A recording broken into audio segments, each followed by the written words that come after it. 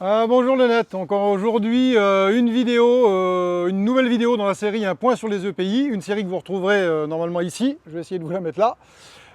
Et aujourd'hui on va donc voir les chaussures de protection anti-coupure, et maintenant on parle de normes. La norme qui vise les protections anti-coupure pour les pieds, c'est la norme 172-49, qui définit que les chaussures anti-coupure ont besoin donc d'être protégées contre les coupures, forcément, mais également contre l'écrasement, et c'est là le rôle des coquilles protectrices, également des poinçonnements, c'est-à-dire des perforations pour les clous ou les choses qui pourraient passer à l'intérieur de la semelle, ou à travers de la semelle, et également donc une protection contre les glissades, avec généralement donc des semelles en gomme et principalement en vibram.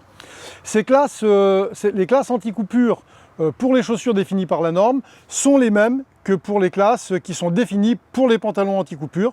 Et là, je vous mets cette vidéo aussi, qui vous parle donc des normes pour les pantalons anti-coupure et du point sur les EPI.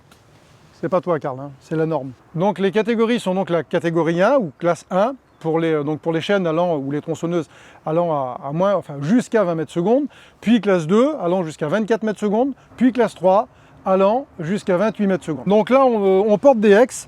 Moi, j'ai les protecteurs Ultra. Karl et Johnny ont donc les protecteurs 2.0 qui eux sont normés, classés en classe 2.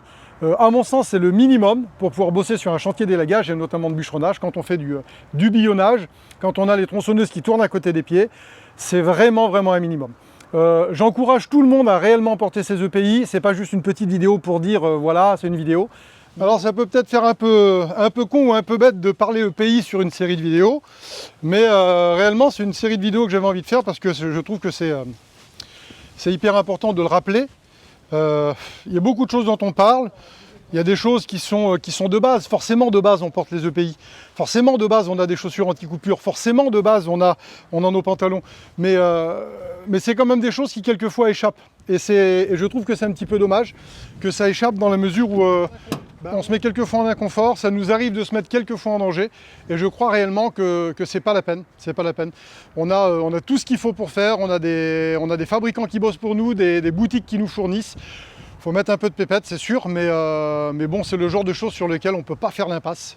Voilà, nos chaussures anti-coupure, nos pantalons anti-coupure, nos casques, ce sont des choses qu'il faut porter tous les jours. Moi, je vous conseille et vous encourage à le faire tout le temps. Quand on a pris habitude, on se sent plus confortable que quand on est sans. Donc ça, c'est plutôt pas mal.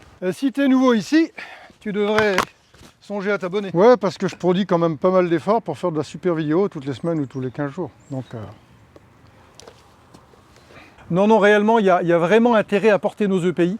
Nos EPI nous protègent tous les jours. C'est quelque chose qu'on a tous les jours au pied.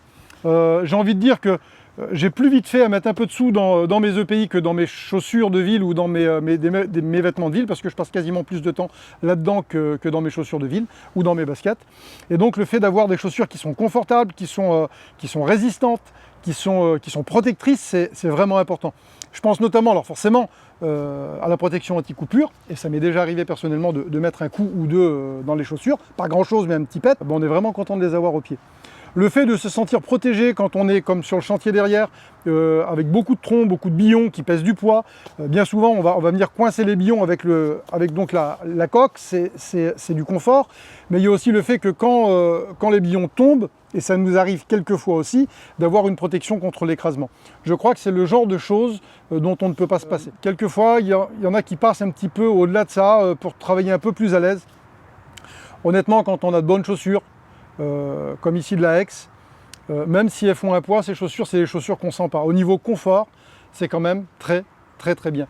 Et ça vaut réellement le coup de s'équiper pour pouvoir, ou tout du moins de renouveler, pour pouvoir avoir donc une sécurité au travail, et puis aussi un certain confort, et puis du coup du rendement, parce qu'on avance sur le chantier sans vraiment penser à tout ce genre de choses. Donc là aujourd'hui, on va dire un petit mot quand même sur les protecteurs Forest 2.0, Hex nous a envoyé des protecteurs Forest 2.0. On va en parler un petit peu, c'est le nouveau de gamme pour le bûcheron de chez Hex. Et là ça tombe bien parce que donc Karl et Johnny les ont, alors l'un depuis à peu près 2 mois, l'autre depuis à peu près 2 heures, non depuis ce matin, au pied, et ils vont nous dire également leur ressenti. Juste avant ça, je vous présente la chaussure. Voilà. Donc la Protector Forest 2, elle est étanche à 100%. la même chose que les protecteurs Ultra. Vous avez vu, je vais vous mettre la vidéo vers la protecteur Ultra ici. Et comme ça, vous allez voir le test d'étanchéité à la fin de la vidéo. Et ça, c'est pareil, c'est 100% étanche, quasiment jusqu'en haut, jusqu'à la cheville, là-bas, même plus haut. Là, vous voyez que ce sont des level 2 pour l'anti-coupure. Donc pareil, zone de lassage assez confortable. Et puis donc protection caoutchouc tout le tour. Alors elles sont massives ces chaussures, mais ça ne les empêche pas d'être respirantes. Donc ça, je trouve que c'est quand même pas mal du tout. Maintenant au niveau confort, Karl, qu'est-ce que tu en penses toi?